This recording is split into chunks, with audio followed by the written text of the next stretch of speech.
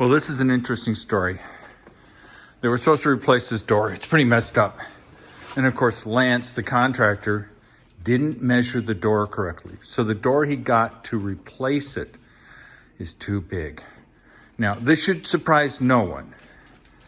Because obviously, if you're gonna buy a door, you'd measure the door, not Lance.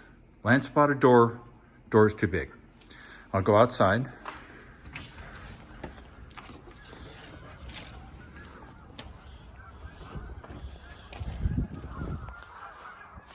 Raphael had to remove all of this trim here, which is reinstalling, but this is the door that was purchased, and even to my eyeballs, it's way too big.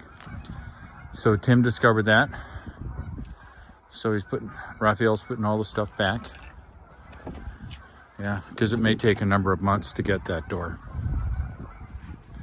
Yeah. Such is life. At least the weather's nice.